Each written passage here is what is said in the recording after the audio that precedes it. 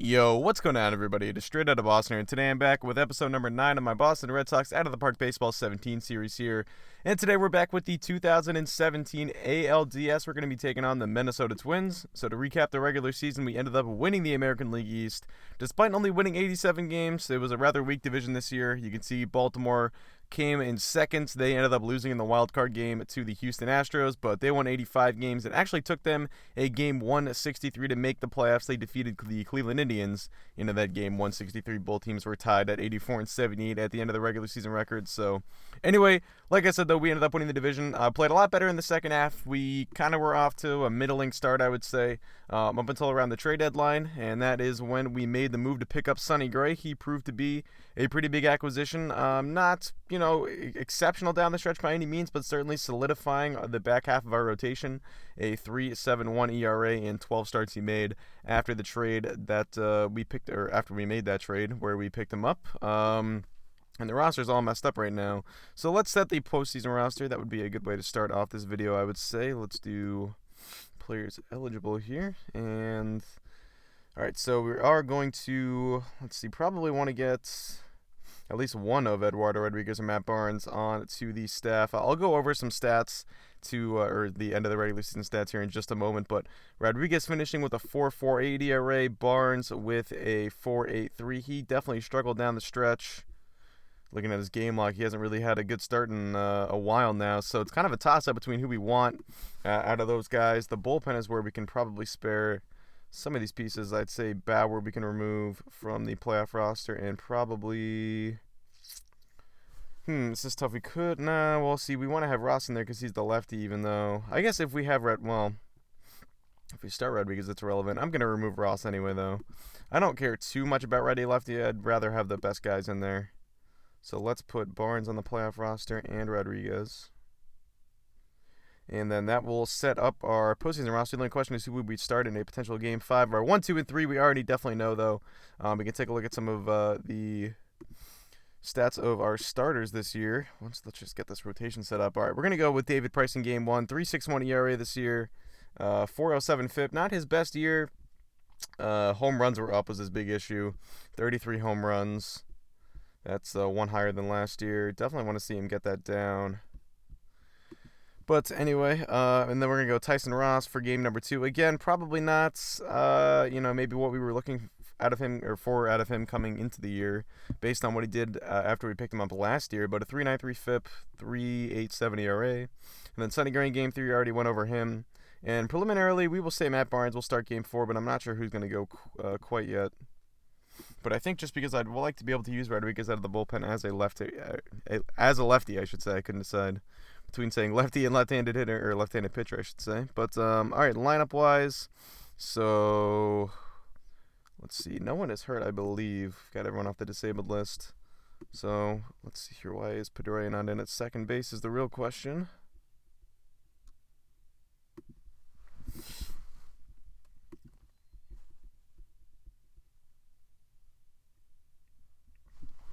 All right, we obviously have to add Dustin Pedroia to the postseason roster, so who are we going to remove? We'll go with Wendell Rio. I think he was just a September call-up. No real need to have him on the roster. Let's get Pedroia in there. And then we'll do lineups against righties and lefties with DHs for now. So Pedroia in there, batting second. Piscotty, Bogarts, Martinez. Ended up having a pretty solid year as a DH for us. Swihart, Travis, Moncada, Bradley. All right, I think that's a solid lineup. Let's copy and paste. And then we can go over the statistics here. Let's sort by OPS. So you can see Stephen Piscotty and Mookie Betts, as well as Victor Martinez, only 3 guys who had over 800 OPS for us. Sam Travis is our only 20 home run hitter, so not a ton of pop from this lineup. Dustin Pedroia, 4.6 win season, 758 OPS, definitely provided some defensive value as well. Bogarts with a 4-win season, 776 OPS. Betts with a 4-win season. So not great years out of really anybody on this team, to be honest. We have some good players. I think we have guys who have the potential to play a little bit better than they did in the regular season, and hopefully that will come to fruition in the postseason. But Kimbrel had a really good year, 14.2 strikeouts per nine. That is pretty high even for him, although, holy crap, I didn't even realize he used to strike out upwards of 16 guys a year, at least in 2012. That's insane. That's Dylan Betances status right there. But anyway, all right. So we've already gone over that. Let's look at team stats here. So we finished 5th in runs scored, 1st in OBP, but 15th in home runs. So kind of already been over that. Not a ton of pop on this team, but we do get on base. Starters ERA was 5th, but the bullpen ERA was 10th. Overall, 6th in runs against in the AL. Let's take a look at the Twins. Oh, wait, we should actually look at our Pythagorean win-loss as well. And it was 85 and 77, so not a huge differential. Let's look at the Twinkies. They won 85 games. Holy smokes, their run differential was horrible. Pythagorean win-loss was 74 and 88. So this team got really lucky then, according to... or, you know, I guess it would be the not extrapolation. I can't find the words right now. But anyway, 13th in runs scored and 9th in runs against. So this is a really bad team. And I will say, you know, it's almost pretty factual, to be honest, that they got lucky to be here. Miguel Sano, he's not very good apparently. 172 average. Let's see. Their staff doesn't look too good, although I guess it's not Taylor Rogers and Jared Eichhoff, I can't pronounce that name. Maybe not the worst. Jose Barrios is hurts. Lineups. Plouffe is the only guy who OPS over 800. They did get a 6-win season out of Byron Buxton, though. Obviously, he does a lot more than just hit the ball. He can do. He's got that 80 grade center fielding rating. He's got a ton of speed, so he can provide value on the base paths as well. But all right, that's enough going over stuff. Let's get into game number 1 here against Minnesota, and we will see how this goes. Last year, of course, we made it to the World Series and lost to the Washington Nationals. Looking to get back and see a different result this time around. I just realized I have it set for Barnes to start Game 1. Obviously, we're going to want Price in Game 1. So here we go. Back for game number 1, and let's do it from Fenway Park. We do have home field advantage. We're the 2 seed in the AL. Second best record despite only winning 87 games. Minnesota with a 4-run 4th. They have a 5-0 lead now. How will the offense respond? Price, I think he's going to be done after 6. He is at 93 pitches. Can honestly at least start the 7th. Let's see.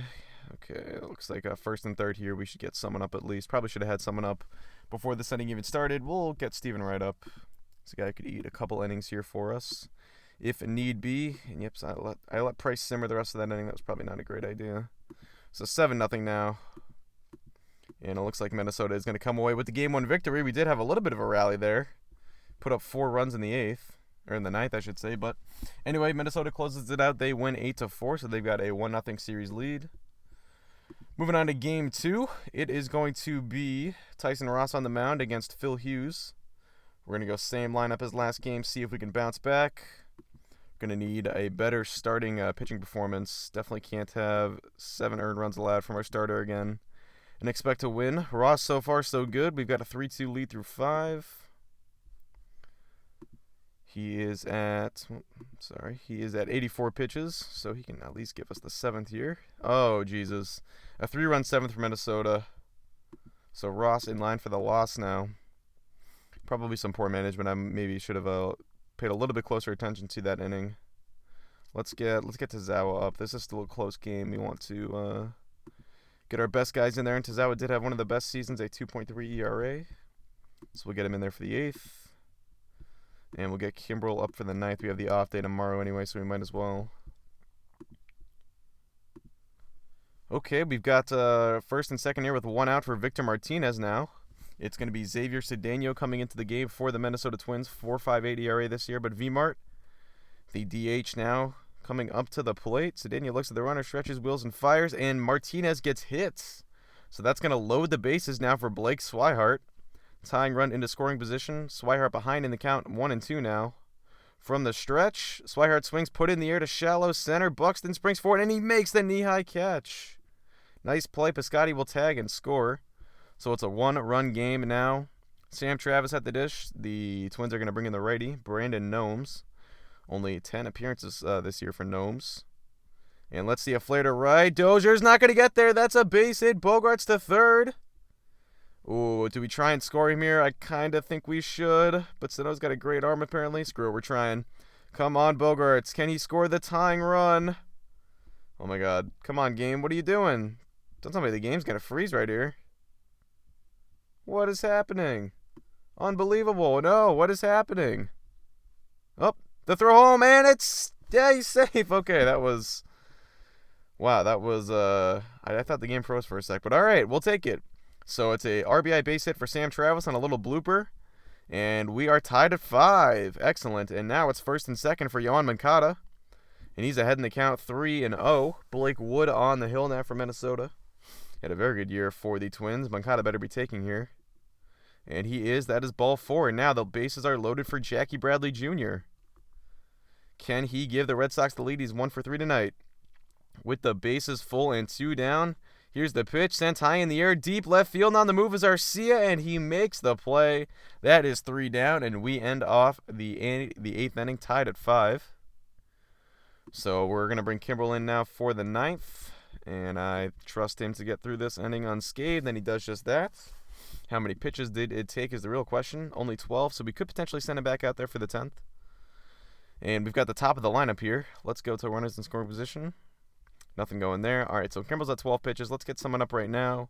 Carson Smith. Yeah, he's probably the guy. We could go with him or Walden, but I think we'll go with Carson Smith. And let's see if Kimbrel can get through it. He does. So 2 innings out of Kimbrel, 30 pitches, so he's definitely going to be done now. But good job out of Craig Kimbrel. We'll bring Carson Smith in next. And let's see if we can get anything going in the bottom half. Nope. So now Smith's turn. He gets through that. How many pitches? Probably don't want to send Smith. Yeah, he's already thrown 24. So we will go with Jordan Walden then. So we continue down the pecking order of Red Sox relievers. Bottom 10 now, 7, 8, 9. Nothing going. So this one turning into a bit of a pitcher's duel. Let's get Jordan Walden in there. Of course, we picked him up mid-season, I believe. Oh, no, he was a free agent, I guess.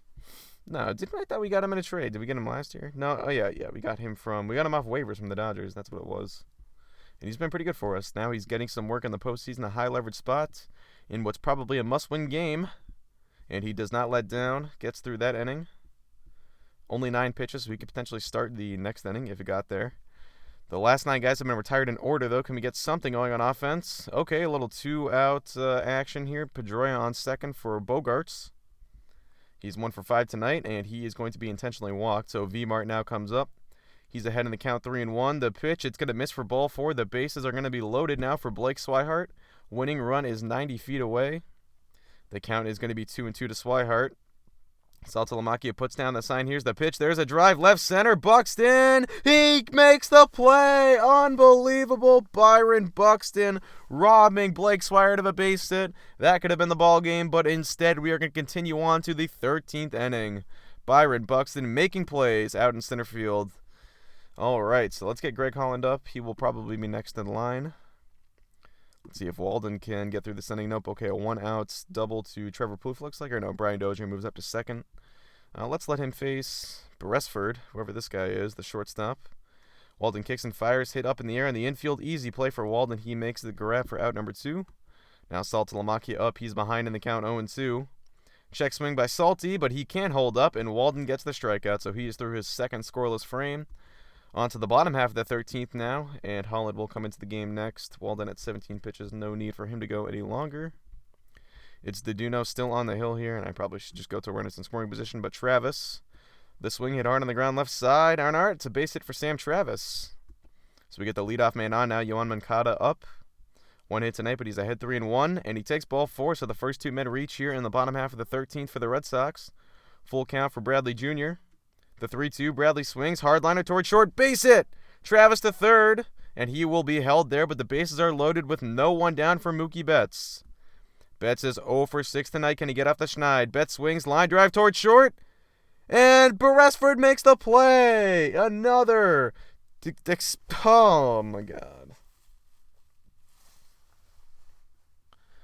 Another exceptional defensive play by the Twins to save a base hit and really save the game. That would have been the ball game had that one gotten through. Now it's Pedroia's turn. Still just 1 man out. Pedroia's ahead 2-1. Rip to the gap in left center. Buxton. It's gone. Dustin Pedroia with a grand slam to win it. I figured that was going to be deep enough either way, but Pedroia in a grand style walks off. With the Red Sox winning 9-5, that was a pretty dramatic. Look at that win probability chart. That's That's pretty cool right there. I like how they added that to the game. I don't really look at win probability charts or anything like that too often, but it's kind of cool to see. So anyway, a dramatic win. That was very, very cool. Pedroia with the walk-off grand slam. And we're back in the series. I think we had to win that game. I definitely didn't want to go to Minnesota down 0-2, especially having already pitched with our two best starters. So here we go. Game number 3 is going to be coming up. It's going to be Sonny Gray on the mound for Boston, and we'll see who Minnesota decides to throw out there. It's going to be Jared Eichhoff. And we're going to go same lineup, although Betts without a hit so far. Only been on base once, it looks like. So we could consider moving him down potentially, but we'll give him another game there. Have faith in one of our best players. And here we go. Game number 3 from Minnesota. And the Twins are out to a 1-0 lead, but we've got 5 hits so far. Gray's only surrendered 1 hit, but he has given up the 1 earned run. Boston's offense can't get anything going right now. Gray's only at 68 pitches. Eichhoff, 5 strikeouts and no walks. Come on, offense. Do something here. Ooh, Gray lets up 3 runs in the 6th. So Minnesota opens it up a little bit. And Gray at 93 pitches. We'll probably get him out of there. Let's get, man, this is kind of where we get to decide who we're going to start in tomorrow's game. And I think I'm going to go with Eduardo Rodriguez in tomorrow's game. We'll get Matt Barnes up in the bullpen and see if he can't eat a couple innings here. Okay, we get 2 back in the 7th. Can Barnes give us a good frame here? Keep it a 2-run game. Okay. Let's get Tazawa up next. We'll go 8-9, Tazawa and Kimbrel. But all right, can we get something going in the top half? Okay, first 2 men reach. So the tying run on base. Now it's Bogarts' turn. Behind in the count 1-2, and he goes down on strikes. Viamart now, with 1 man down, represents the go-ahead run. Cedeno on to face him. Viamart's 1 for 3. Cedeno fires hit hard down the line in left. Tough play for Arcia. He can't get to it. That's a base hit for Martinez rolling to the corner. And that is going to score a run. Piscotty moves up to third, and it's an RBI double for Victor Martinez. That makes it a 1-run game now. And the tying run 90 feet away for Blake Swihart. The full count, soft drive to right. That's a base hit. The game is going to be tied. Viamart to third. He will be held up there. But Blake Swihart with the game-tying RBI single right there. Once again, a 8th inning rally here from the Red Sox for the 2nd straight game. Let's see if we can take the lead this time. It's Sam Travis's turn. Men on first and third with 1 down. Travis swings, grounded towards short. Polanco's got it to second for 1 on to first in time. And a rally-ending double play there for Sam Travis. That was a big double play roll by the Twins. And that keeps the game tied here as we head to the bottom half. We're going to bring on Junichi Tazawa. And we're going to get Craig Kimbrel up because he is going to be in there for the 9th, assuming it gets there. And Tazawa gets to the 8th unscathed, so Kimbrel will be able to pitch the 9th. Only 8 pitches for Tazawa, so we could leave him in there to start the 9th. And let's see if we can get something going in the top half. Okay, Moncada gets the 2nd with 1 man down for Mookie Betts. And he's going to draw the free pass, so Betts only 1 hit in the series so far, but they are going to put him on. Instead of the double play, it's Dustin Pedroia, now the hero from 2 nights ago, but he goes down swinging. 2 down for Piscotty now. 2 for 4 tonight with a double. The pitch, and he goes down on the fastball. So we're going to head to the bottom of the 9th, still tied up. And we're going to let Tazawa start this inning. We'll get Kimbrel back up in case he is needed.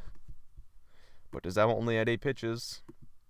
And, all right, he surrenders he lets a Dozier move up to second here. I can never tell. I always want to say they surrender a 1-out double, but it always seems like, because I can tell he hit 6, and Mauer is up now, so I can tell that he probably just moved up on a sack bunt or something like that. But all right, I don't really know if I want to mess around here. Let's just put Kimbrel's cold, though. Crap, this is a tough spot.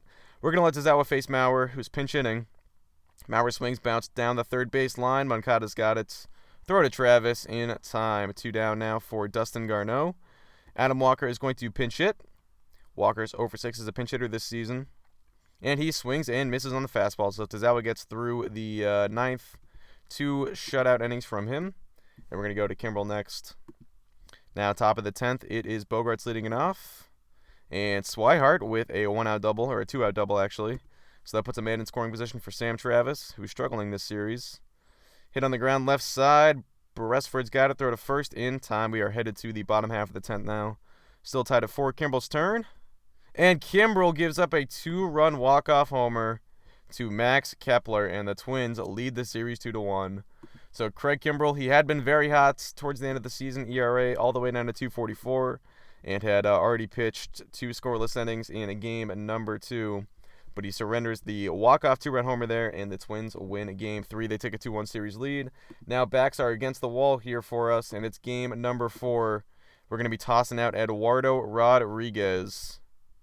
And actually, the game wants us to use Price here. We could do that. I actually do like the idea of doing this just because he's at 87% rested, and we can go with Ross in Game 5 on full rest if it does get there. And Price, he's the ace of the staff. You know, he's the big man. He gets paid the big bucks. I think we got to do it. So we're going to throw Price out there in 3 days rest against Minnesota with our backs against the wall in hopes of extending the series to a game number 5. Let's see it. David Price, how will he respond to going out there on 3 days rest? Kind of got shelled in his last start. We'll see how he bounces back now. We've got a 2-0 lead to 3.5. And Price, he gives it right back now. It's a 4-4, or it's a 2-2 game through 4. Still 2-2 through 5. I want to monitor Price's pitch count closely because obviously he's coming into the game not fully rested. He's already at 74 pitches. His energy is down. We can't see it from here.